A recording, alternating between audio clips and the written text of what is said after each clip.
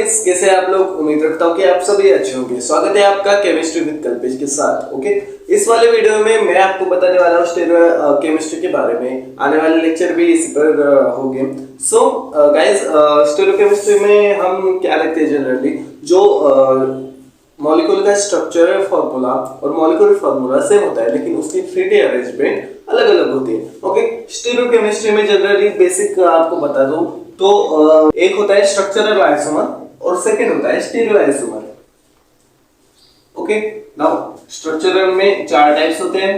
एक होता है चेन आइसोमर्स, दूसरा होता है position isomers,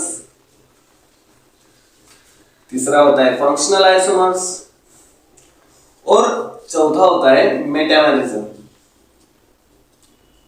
okay, and stereo में मतलब हमारे स्टीरियो आइसोमर में ऑप्टिकल आइसोमर होता है और सेकेंड होता है ज्योमेट्रिकल आइसोमर। ओके, सो आपने ये स्ट्रक्चरल आइसोमर जो है वो 11th-12th में पढ़ चुके हैं आप। ये 4 टाइप्स क्या होते हैं ये सब आपको पता है। सो सीधी बात, हम स्टेरियो केमिस्ट्री के ऊपर आते हैं। स्टेरियो केमिस्ट्री में ऑप्टिकल ज्योमेट्रिकल आइसोमर आपको पढ़ने मिलेंगे। ओके, उसके पहले मैं आपको कुछ बेसिक टर्म बता दूं, जैसे कि प्रोजेक्शन फार्मूला क्या होता है, कायरलिटी क्या होती है, ये मैं आपको इस वीडियो में बताने वाला हूँ। फिर दूसरे वीडियो में हम लेवल बढ़ाएंगे। ओके, अभी आते हैं बेसिक के ऊपर। प्रोजेक्शन फार्मूला क्या होता है, जब हम 3D अरेंजमेंट को, मॉलिक्यूल के 3D अरेंजमेंट को 2D में लिखना चाहते हैं तब हम प्रोजेक्शन फार्मूला का यूज करते हैं। ओके, इसमें जनरली 4 टाइप्स होते हैं। पहला होता है हमारा वेज फार्मूला, दूसरा होता है हमारा फिशर प्रोजेक्शन फार्मूला, तीसरा होता है सॉहर्स फार्मूला एंड चौथा होता है न्यूमैन प्रोजेक्शन फार्मूला। ये कुल 4 टाइप होते हैं। वो क्या क्या होते हैं आइए चलिए देखते हैं। सबसे पहली बात, वेज फार्मूला। क्या होता है वेज फार्मूला? ये नॉर्मल लाइंस होते हैं। ओके, ये होते हैं डैश मतलब बिहाइंड द प्लेन हम कर सकते हैं रिप्रेजेंट, और ये होती है ऐसे थिक लाइन होती है। ओके, ये रिप्रेजेंट करते हैं मॉलिक्यूल के अबोव द प्लेन। ओके, ये होता है वेज फार्मूला। अब आते हैं सेकेंड जो टाइप है, वो है Fischer projection formula. Fischer projection formula ये क्या होता है? ये जनरली हमने अगर कार्बन लिया तो ये CHO, यहाँ पर CH2O OH, यहाँ पर थिक लेयर OH, यहाँ पर भी थिक लेयर H। ये कुछ ऐसे टाइप का अगर आपको दिखे तो ये समझ जाएंगे कि ये फिशर प्रोजेक्शन फार्मूला है। ओके, यहाँ पर जो ये CHO होता है वो सबसे ज्यादा ऑक्सीडाइजिंग मतलब मोर ऑक्सीडाइज मॉलिक्यूल होता है। ओके, ये हुआ हमारा फिशर प्रोजेक्शन फार्मूला। अब थर्ड की बारी। थर्ड हमारा आता है सॉहर्स फार्मूला। अभी सॉहर्स मतलब ये मत बोलिए कि सीसॉ पे हॉर्स बैठा है, वो ऐसे कुछ नहीं है। सॉहर्स मतलब हमारा जनरली ये इथिलीन ग्रुप होता है और फिर ये ग्रुप होता है। आई थिंक डायग्राम कुछ अच्छी नहीं आई, लेकिन आप समझ जाइएगा क्योंकि ये आपका बेसिक ही हुआ है 11th-12th में। हमें ये इससे कुछ लेना देना नहीं है, मैं सिर्फ आपको बताने के लिए बता रहा हूँ। असली हमारा टॉपिक है स्टीरियो केमिस्ट्री, जो कि मैं बाद में बताऊंगा। सो ये सॉहर्स ये रिप्रेजेंट करता है। ओके, सो अभी 4th पर चलते हैं। 4th होता है हमारा न्यूमैन प्रोजेक्शन फार्मूला। ये क्या होता है? जनरली सॉहर्स को अगर हम देखें, ऐसे देखें तो ये ऐसे करके देखें, मतलब ये सॉहर्स हुआ, और फिर ऐसे ऐसे ऐसे ऐसे ऐसे करके देखें तो ये बिल्कुल न्यूमैन प्रोजेक्शन फार्मूला जैसा होता है। जैसे कि बात को समझिए, ये हमारा हुआ न्यूमैन प्रोजेक्शन फार्मूला। H, यहाँ पर भी H ही ले लेते हैं, H। ओके, ये हो गया हमारा न्यूमैन प्रोजेक्शन फार्मूला। अब ये जो डॉटेड है वो रिप्रेजेंट करता है फ्रंट वाले कार्बन पर। जनरली इसका स्ट्रक्चर है CH3CH3। ओके, मतलब ये ईथेन का स्ट्रक्चर है। ओके, सो ये जो कार्बन है वो फ्रंट वाले कार्बन को रिप्रेजेंट करता है, और ये जो सर्कल वाला है वो बैक साइड के कार्बन को रिप्रेजेंट करता है। तो इसका नाम है न्यूमैन प्रोजेक्शन फॉर्मूला। गाइस अभी प्रोजेक्शन फॉर्मूला तो पढ़ लिया, अब नेक्स्ट बार ये कायरलिटी की। क्या है कायरलिटी, क्या है कायरल कार्बन?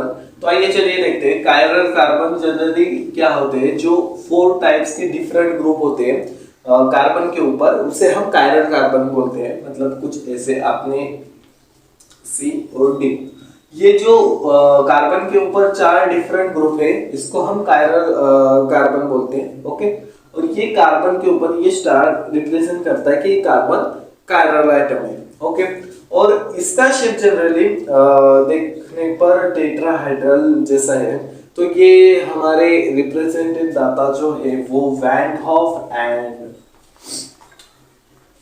लेबल बाबा है। ओके, मतलब ये दो साइंटिस्ट है जो अमेरिका में बैठे थे ये सब खोजने के लिए। ओके, नाउ गाइस अगर हम बात करें कायरल कार्बन की, ये हमने कायरल कार्बन ले लिया। अगर हम इसे मिरर इमेज के तरफ देखें तो ये कुछ ऐसे होगा। ओके, ये हुआ उसका मिरर इमेज, और इसी मिरर इमेज को हम कहते हैं एनांशियोमर। मतलब ये जो है ये कुछ हमारे हाथ के जैसा है, ये हाथ और ये हाथ। आ गया ये हाथ मुझे दे दे ठाकुर। तो ये हाथ जो है ये हमारा एक कायरल है और दूसरा मिरर इमेज है। ओके, सो ये अगर हम ऐसे कुछ non super impossible mirror image करें तो कुछ इस प्रकार होगा। तो अगर ये एक दूसरे पर फिट हुआ तो उसे हम एनांशियोमर्स कहते हैं। मछली जल की रानी है। सो गाइस ये होता है हमारा एनांशियोमर्स। अभी सेकेंड बारी हम इसकी अगर एग्जांपल की बात करें तो एग्जांपल हम ले सकते हैं लैक्टिक एसिड का। मतलब कुछ इस प्रकार C डबल बॉन्ड OH, इधर आएगा CH3, यहाँ पर होगा OH, यहाँ पर होगा H। और अगर हम मिरर इमेज की बात करें तो COH H COOH CH3 कुछ इस प्रकार होगा। मतलब सिर्फ ये दोनों कार्बन में फर्क समझेगा आपको। मतलब ये इनकी पोजीशन बदलेंगे। ओके, ऊपर वाले और नीचे वाले में कुछ डिफरेंस आपको नजर नहीं आएगा। ओके, इसको हम कहते हैं एनांशियोमर्स। एंड एनांशियोमर्स आपको निकालने के लिए एक फॉर्मूला होता है 2:n। मतलब ये n रिप्रेजेंट करता है कि कायरल कार्बन कितने हैं। ओके, अगर हम एग्जांपल की बात करें तो ये हमने मॉलिक्यूल लिया है, इसमें कायरल कार्बन कितने हैं। ये फर्स्ट कायरल कार्बन है क्योंकि 4 ग्रुप डिफरेंट है, और ये सेकंड कायरल कार्बन है। ओके, तो मतलब फॉर्मूला के अनुसार 2:n मतलब 2 आएगा और इसका आंसर आएगा 4। मतलब ये हमारा कुल मिलाकर 4 आइसोमर्स बन सकते हैं, यहाँ पर 4 स्ट्रक्चर बन सकते हैं। तो 4 स्ट्रक्चर कौन कौन से हो सकते हैं? एक तो इसका एनांशियोमर्स होगा ऐसे Cl CH3 CH3 H H and other molecule होगा कुछ इस प्रकार CH3 CH3 okay H Br Cl H। ये थर्ड आइसोमर्स हो गया। और फोर्थ आइसोमर के लिए मैं आपको बता दूं कि ये इसका एक मिरर इमेज आ जाएगा। मतलब यहाँ पर अगर हम ले CH3 यहाँ पर Br, यहाँ पर H, यहाँ पर H, यहाँ पर Cl। ओके, ये होगा इसका मिरर इमेज। ओके, ये एनांशियोमर्स, ये एनांशियोमर्स। ओके, ये फर्स्ट वाला, ये सेकेंड, ये थर्ड एंड ये फोर्थ। ये फर्स्ट वाला थर्ड पर डायस्टेरोमर्स है। क्यों? क्योंकि ये नॉन मिरर इमेज है। ओके, मतलब ये फर्स्ट वाला सेकंड वाले पर एनांशियोमर्स है, फर्स्ट एंड सेकंड एनांशियोमर्स है, थर्ड एंड फोर्थ जो थर्ड एंड फोर्थ है वो एनांशियोमर्स है। ये दोनों एनांशियोमर्स है। एंड जो फर्स्ट एंड थर्ड है, फर्स्ट एंड थर्ड, वो होता है डायस्टेरोमर।